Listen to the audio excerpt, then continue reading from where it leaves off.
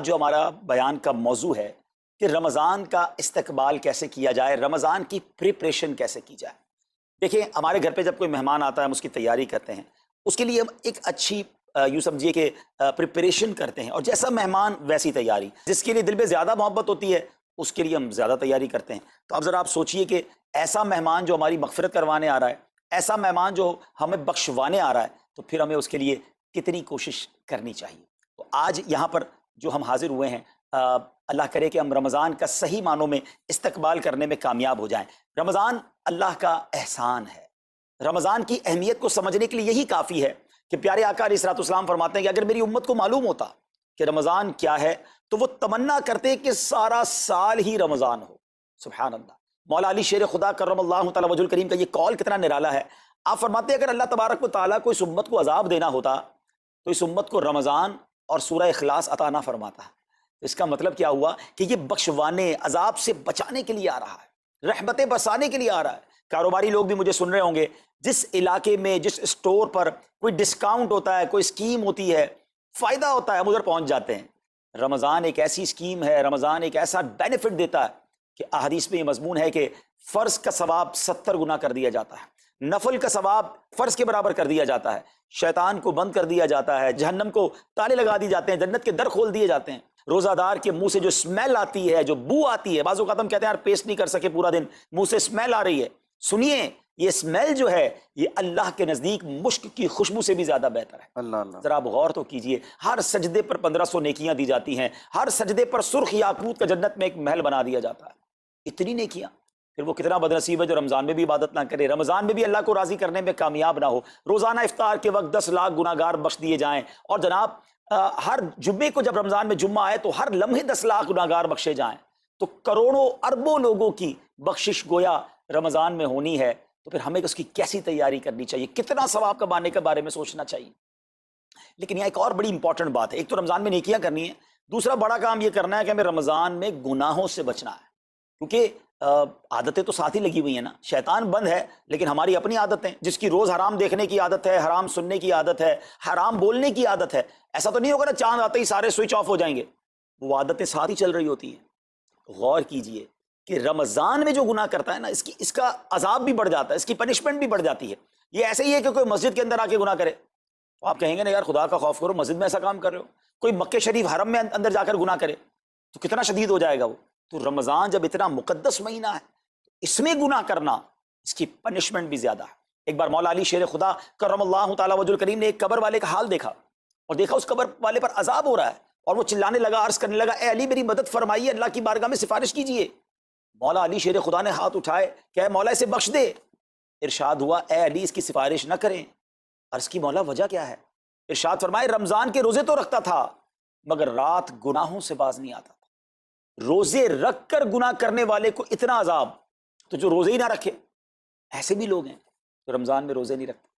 Please اس کو easy نہ لیں، ہمیں نہیں معلوم، پتہ نہیں اگلا رمضان پھر نصیب ہوگا کہ نہیں۔ پچھلے رمضان میں کتنے لوگ تھے جو ہمارے ساتھ تھے، اس رمضان میں نہیں ہے، اور اللہ پہلے تو ہم یہ دعا کرتے ہیں اللہ ہمیں یہ رمضان بھی عطا کر دے۔ زندگی کا کیا بھروسہ، دنیا کی جو کیفیت ہے آپ کے سامنے ہے، کبھی بھی جا سکتے ہیں، تو پھر اس رمضان کو تو سمجھ لیں بس ایک موقع بنا دیں، لائف چینجنگ ایکسپیرینس بنا دیں کہ بس اس میں عبادت کرنی ہے، اس میں خوب سجدے کرنے ہیں، اس میں روزے رکھنے ہیں، اس میں تراویح پڑھنی ہے، اس میں گناہ نہیں کرنے ہیں۔ اور آئیے میں آپ کو بتاتا ہوں کہ نبی پاک صلی اللہ تعالیٰ علیہ وسلم رمضان کیسے گزارتے تھے۔ ایک مسلمان کے لیے اس سے بہترین رول ماڈل کیا ہوگا کہ رمضان میرے آقا کیسے گزارتے۔ تو مختلف احادیث کا جو سمری ہے وہ یہ ہے کہ نبی پاک علیہ الصلوۃ والسلام عبادت میں کمر بستہ ہو جاتے، بستر پر کم تشریف لاتے۔ بی بی عائشہ فرماتی ہیں کہ نبی پاک کے چہرے کا رنگ بدل جاتا تھا، متغیر ہو جاتا۔ کیوں؟ کہ نبی پاک پر خوف خدا طاری ہوتا، آپ گر گڑاتے، آپ رات بھر التجائیں کرتے۔ میرے آقا رو رو کر دعاؤں میں رمضان گزارے، چہرے کا رنگ بدل جائے۔ اور یہاں کچھ لوگ تو وہ ہیں کہ جن کا وزن ہی بڑھ جاتا ہے رمضان میں، اتنا کھانا کھانا ہے، سحری میں زیادہ کھانا ہے کہ سارا دن بھوکا رہنا ہے، افطار میں اس لیے زیادہ کھانا ہے کہ پورا دن بھوکا رہے تھے، پھر رات کو 2-3 بار مزید کھانا ہے کیونکہ کل روزہ رکھنا ہے۔ تو رمضان فوڈ فیسٹیول نہیں ہے، رمضان عبادت کے لیے آیا ہے۔ لوگ تیاری کر رہے ہوں گے ابھی بھی رمضان کی، وہ کیا کر رہے ہوں گے کہ افطار میں کیا پکانا ہے، سحری میں کیا پکانا ہے، کون سا آئٹم شارٹ ہے۔ نہیں میرے بیچ اسلامی بات، یہ جو بھوک کا احساس ہے نا روزے میں، اس کی حکمت علماء نے بیان کی ہے کہ بھوک غربت کا احساس دلاتی ہے، فقیری کا احساس دلاتی ہے، بندے کا غرور تکبر بیٹھ جاتا ہے، کتنے نقاہت میں آ جاتے ہیں ہم، ہمت ہی نہیں ہوتی کوئی کام کرنے کی.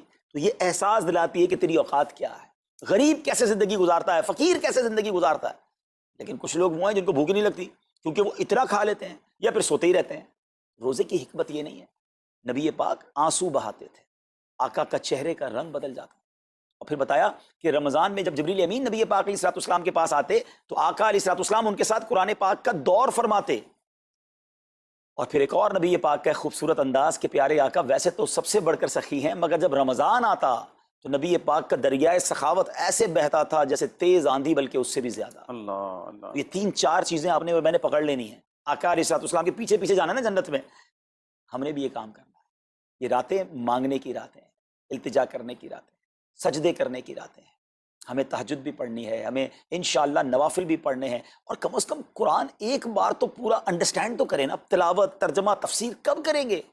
بڑی بڑی ڈگریاں ہیں، بڑے بڑے پاسپورٹ اور جناب بہت سارا سرمایہ ہے، مگر ایک بار بھی قرآن پورا ترجمے اور تفسیر سے نہیں پڑھا ہوگا. بہت سارے لوگ ایسے ہیں. ذرا سوچئے نا. اچھا یہ مہینہ نزول قرآن کا مہینہ ہے، رمضان، اور قرآن کو جو خاص نسبت حاصل ہے نا، تو اس مہینے میں قرآن کو پکڑ لیں. ہائے ہائے، اللہ کرے رمضان قرآن کے ساتھ گزرے، ہماری صبح قرآن کے ساتھ ہو، ہماری شام قرآن کے ساتھ ہو، ہم قرآن سمجھنے والے بن جائیں.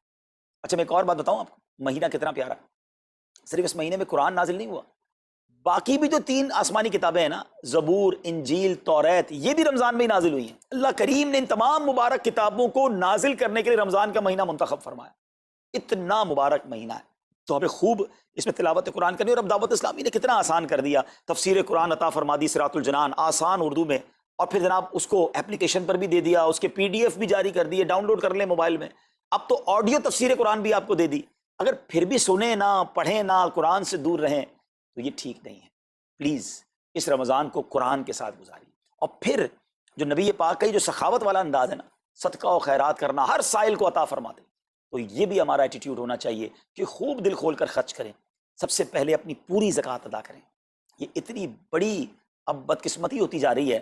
ایسا فیل ہوتا ہے دنیا بھر کے تاجران اور لوگوں سے جب ہم ملتے ہیں کہ جس طرح رمضان کے علاوہ بہت تھوڑی تعداد میں مسلمان نماز پڑھتے ہیں نا 5 ٹائم، ایسا لگتا ہے اب زکوٰۃ بھی بہت کم لوگ ہی دیتے ہیں، پوری زکوٰۃ نہیں دیتے، اندازے سے نکال دی، کیلکولیشن کرتے نہیں ہیں.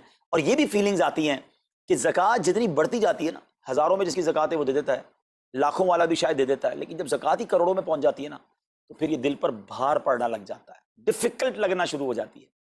بندہ یہ کیوں نہیں سوچتا کہ اگر اللہ پاک نے مجھ پر لاکھوں میں زکوٰۃ ہے تو اللہ نے کروڑوں دیے ہیں تو لاکھوں میں زکوٰۃ ہے نا. اگر کروڑوں میں زکوٰۃ ہے تو اربوں ہیں تو کروڑوں میں زکوٰۃ ہے نا. زکوٰۃ کتنی ہے؟ ضروریات زندگی کی تمام چیزوں سے فارغ ہونے کے بعد جو مال تجارت، سونا چاندی، کیش یا پرائز بانڈ، یہ جو اس کی تفصیلات ہیں، اس پر 2.5% ہے. میں ایک اور لاجک سے آپ کو بات سمجھاؤں، اگر اس لاجک سے سمجھیں تو زکوٰۃ تو 1-1.5% بنتی ہے. وہ کیسے؟ ہم سب کے گھر نکل گئے، اس پہ زکوٰۃ نہیں ہے. ہماری گاڑیاں نکل گئیں، اس پہ زکوٰۃ نہیں ہے. جن کی فیکٹریاں ہیں وہ فیکٹریاں بھی مائنس کر دی گئیں، جن کی دکانیں ہیں وہ دکانیں بھی مائنس ہو گئیں. اچھا جناب اس کے علاوہ اگر کرائے پہ کچھ پراپرٹی دی ہوئی ہے اس پر زکوٰۃ نہیں ہے. اگر ان سب پر زکوٰۃ ہوتی، یعنی جو کچھ میرے پاس ہے ان سب پر ہوتی تو کتنی زیادہ ہو جاتی. اور اتنی ساری چیزیں نکل گئیں تو پھر تو اگر ٹوٹل پر لگائیں تو 1-1.5% ہی بنتا ہے. تو اب جب سب کچھ نکالنے کے بعد تھوڑے سے مال پر 2.5% ہے اور بھی سال میں ایک بار ہے، تو اس کو بھاری نہ سمجھیں. یہ بربادی ہے جو زکوٰۃ نہیں دیتے. یاد رکھیے گا حدیث پاک کا مضمون ہے کہ یہ مال کا میل ہے، جس مال سے مل جائے اس مال کو بھی برباد کر دیتا ہے. بربادیاں آتی ہیں، بے سکونیاں آتی ہیں، بیماریاں آتی ہیں. اور آگے جو دے دیتا ہے سبحان اللہ، اس کے بارے میں حدیث پاک میں آتا ہے کہ اپنی زکوٰۃ دے کر اپنے مالوں کو مضبوط قلعوں میں قید کر لو، اپنے مال کو سیکیور کریں. لوگ کہتے ہیں انشورنس ہونی چاہیے، آگ نہ لگ جائے، چوری نہ ہو جائے، ڈوب نہ جائے. اللہ کے حبیب علیہ الصلوۃ والسلام فرماتے ہیں جس کا مضمون ہے کہ جب بندہ اللہ کی راہ میں خرچ کرتا ہے نا تو وہ صدقہ بندے کے ہاتھ سے نکل کر اللہ کے دستے قدرت میں چلا جاتا ہے. اور اللہ کریم تمہارے صدقوں کو پالتا ہے جس طرح تم اپنے جانور کے بچوں کو پالتے ہو. بچہ ہوتا ہے نا جانور کا، بڑا ہو جاتا ہے.